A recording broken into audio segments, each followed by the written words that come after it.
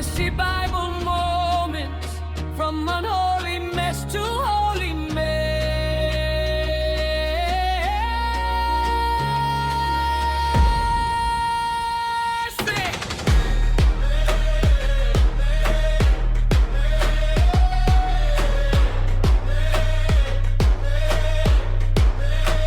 Genesis 37. Jacob, also called Israel, has 12 sons. But one of them? Joseph. Now hold up. Joseph ain't just some random kid with dreams. This is Jacob's son. Jacob, the man who wrestled God and walked away limping but blessed. Joseph is the baby boy of Rachel, the wife Jacob loved so hard he worked 14 years just to have her. So yeah, this boy walked different, talked different, carried a glow the others didn't have. And his father? He didn't hide the favor, didn't whisper it, didn't balance it out. Nope. He put it on him. A coat screaming, "This one is chosen." Genesis 37:3 says it plain. Jacob loved Joseph more than all his sons. You ever seen favoritism in a family? That quiet tension, that sideways glance?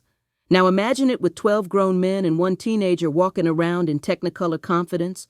Favor ain't always a blessing at first. Sometimes it's a target on your back. And Joseph ain't just another kid. He's the favorite. Yeah, you already know that's trouble. Jacob gives Joseph a special coat. Not just clothing, status. And the other brothers see it. Every day, every step, favor walking around like it's got a spotlight. Then Joseph started dreaming when he was just 16 years old, and he didn't keep his dreams to himself. He didn't whisper them. He announced them. Y'all bowed down to me. I saw the sun, the moon, and the stars kneeling. Now listen, truth without wisdom can start wars. It's not always wrong, but timing can still be foolish. Genesis 37:8. Shalt thou indeed reign over us? They weren't hearing destiny. They were hearing disrespect. They weren't seeing God's hand. They were seeing their own pride getting stepped on. Dreams are powerful, but sharing them with the wrong audience can turn applause into assassination. Some people don't hate your dream. They hate the mirror it holds up to their insecurity. And Joseph? Still young, still bright, still walking into rooms full of wolves. And instead of being quiet, he tells everybody what his dreams were about. Genesis 37:11. His brethren envied him. His brothers didn't just dislike him. They hated him. Jealousy doesn't start loud. It starts quiet. Whispers. Side conversations. Eyes cutting sideways when you leave the room. They weren't just mad. They were calculating. Next time he shows up alone. Next time father ain't around. You ever notice how betrayal never comes from strangers? It comes from people who know your schedule, know your habits, know your weaknesses. These weren't enemies from another tribe. These were blood brothers sharpening invisible knives. And Joseph? Still smiling, still dreaming, still walking toward the very people planning to erase him. Jealousy don't whisper. It brews, it simmers, then it snaps.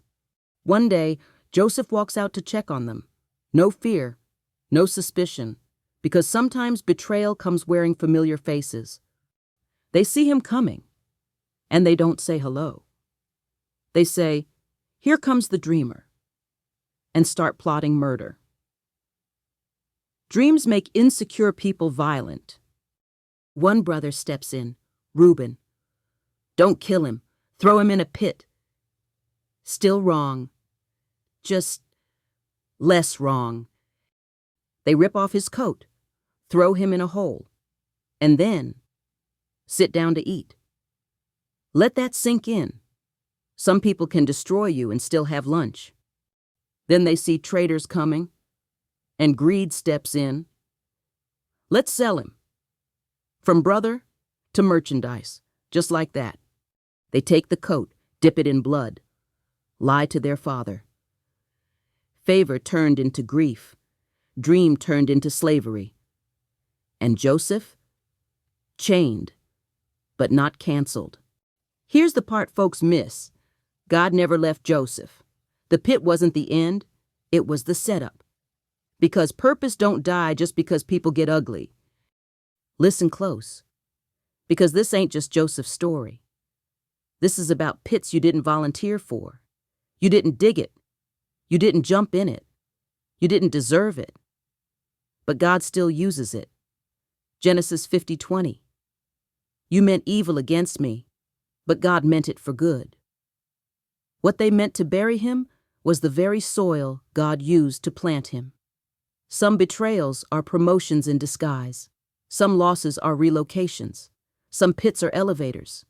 God will let the world throw dirt on you and still grow something holy out of it. You're not forgotten. You're not finished. You're being positioned. The same God who was in the pit is the God who runs the palace. Check this before you scroll. Don't hate somebody because they got a dream. And don't quit yours because somebody tried to bury it. Some pits are promotions in disguise. Next time on Messy Moments in the Bible, Part 2 of Joseph, a slave who walks into a palace and power meets integrity. Messy Bible moments from unholy